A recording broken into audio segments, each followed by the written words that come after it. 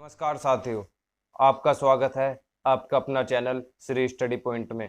आज मैं आपके सामने एक बड़ा ही संवेदनशील मुद्दा है जातिवाद, इस पर चर्चा करने के लिए आपके समक्ष प्रस्तुत हुआ हूँ।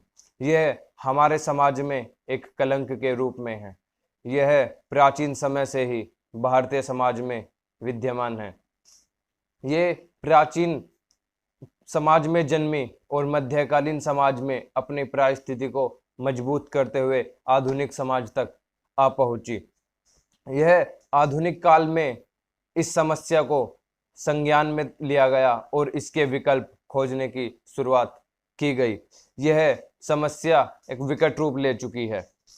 समाज के एक बड़े वर्ग को अछूत वर्ग बनाकर रख दिया गया। उसको समाज के उच्च दायरों में अधिकार उसको उसके अधिकारों से वंचित कर दिया गया। उसे पानी पीने का अधिकार नहीं था।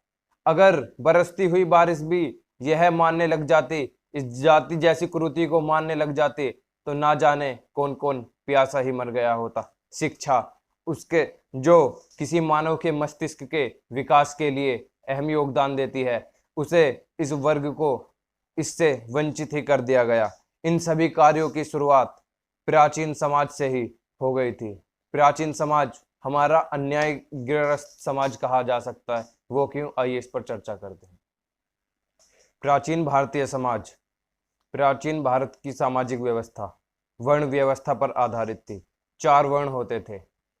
सबसे ऊपर ब्राह्मण, जिसका कार्य था पूजा पाठ या कर्मकांड कराना। क्षत्रिय, जो युद्ध में भाग लेता था। वैश्य, व्यापार करना, कृषि करना। और शूद्र का कार्य, शूद्र मैला उठाना, आप मृत पशु उठाना, आपके घर की या आपके गांव की साफ सफाई करना। ऐसे कार्य उससे कराए जाते थे। परंतु यह व्यवस्था थोड़ी कुछ समय बाद ही जटिल रूप में बदल गई और वर्ण व्यवस्था जाति आधारित हो गई। जाति आधारित वर्ण व्यवस्था अपने समय समय पर जटिल रूप में विकसित होती आई। इस जाति व्यवस्था को श्रम के आधार पर बांट दिया गया। श्रम का विभाजन भी जाति व्यवस्था के आधार पर ही कर दिया गया। एक बात और जिस पर ध्यान दिए जाने योग्य है कि क्यों भारत को हर बार कोई बाहरी आक्रमण करके अपना गुलाम बना लेता था। इसका कारण भी कहीं ना कहीं इस अन्यायग्रस्त समाज में जो किसी निचले तबके को उसके अधिकार से वंचित कर दिया गया, यह कारण हो सकता है। क्योंकि ना उसे लड़ने का अधिकार था, ना उसे शिक्षा ग्रहण करने का अधिकार था, ना ही उसे आपके गांव में प्रवेश करने का अधिकार था। सिर्फ लड़ने के लिए तो राजपूत ही थे, क्षत्रिय ही थे,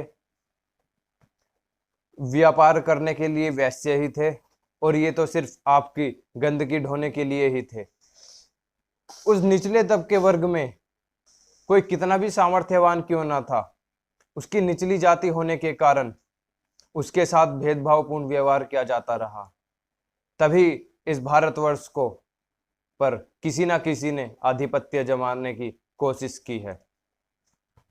उसके साथ बैठकर खाया नहीं जाता था, उसके साथ बैठकर वार्तालाप नहीं की जाती थी, ना ही अगर उसकी कोई परछाई भी किसी पर पड़ जाती थी तो वह अपवित्र हो जाता था। यहाँ तक कि उसे मंदिरों में प्रवेश तक का भी अधिकार न दिया गया। क्यों?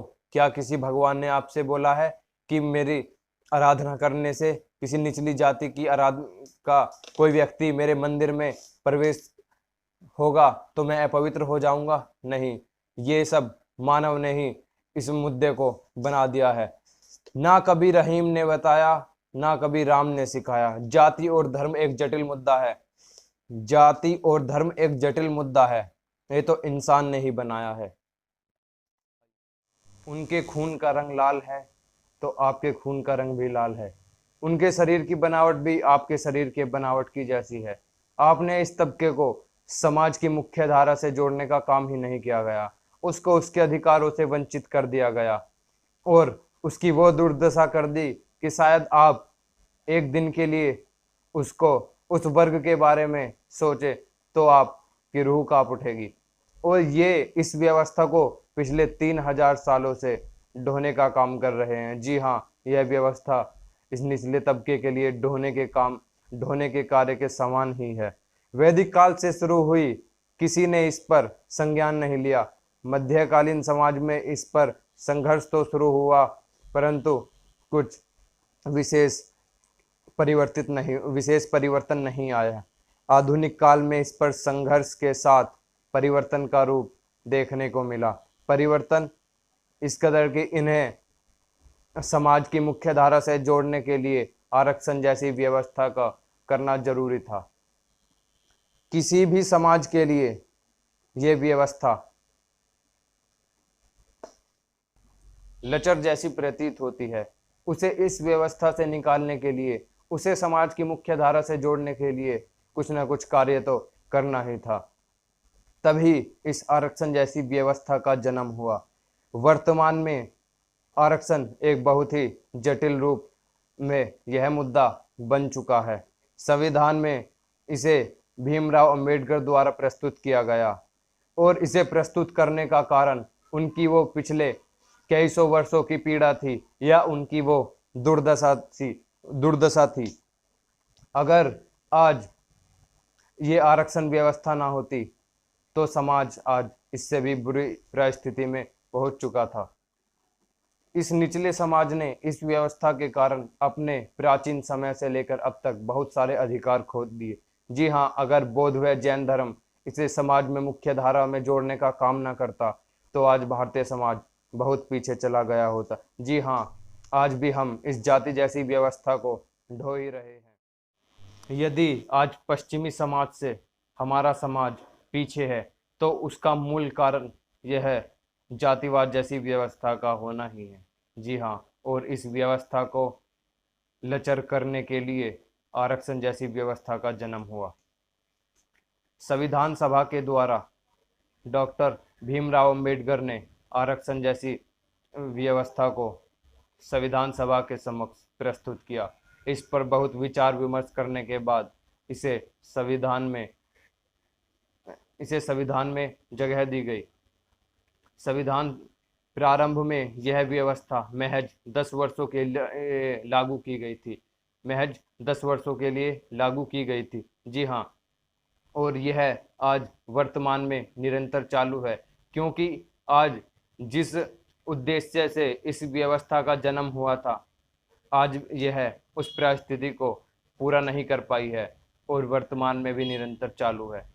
संविधान सभा ने इस व्यवस्था को जन्म देने का मुख्य कारण यह था, या इस व्यवस्था का निर्माण करने का मुख्य कारण यह था कि हम उस निचले तबके वर्ग को समाज की मुख्य धारा में जोड़ने का काम करेंगे। उन सभी लोगों को समानता जैसे शब्द का प्रयोग, जो हमारे संविधान का मूल शब्द है, उसे जोड़ने का काम करेंगे। परंतु यह व्यवस्था आज एक बड़ा विषय वस्तु बन चुकी है। इस व्यवस्था का सिर्फ एक ही व्यक्ति बार बार लाभ उठाए जा रहा है। इसके लिए मध्यम मार्ग को निकालने की आवश्यकता है। जी हाँ, मध्यम मार्ग हम कह सकते हैं कि इस व्यवस्था के लिए, जैसे अगर किसी व्यक्ति को आरक्षण जैसी सुविधा का लाभ हो जाता है तो वह बार बार वही व्यक्ति इस व्यवस्था का लाभ उठा रहा है। हमें किसी अन्य व्यक्ति को भी, उस निचले तबके वर्ग के अन्य व्यक्ति को भी उसी व्यवस्था का लाभ उठाने के लिए प्रेरित करना होगा। इस मध्यम मार्ग से ही इस आरक्षण जैसी व्यवस्था को समाप्त किया जा सकता है। जब भारत का समाज इस मुख्य धारा में आ जाएगा, जब सभी लोग समान रूप से खड़े होंगे, तो यह व्यवस्था अपने आप ही समाप्त हो जाएगी। इसी विषय पर आज चर्चा समाप्त करते हैं। अगर आपको यह चर्चा अच्छी लगे तो प्लीज़ इसे लाइक कर देना, शेयर कर देना और सब्सक्राइब कर देना। धन्यवाद।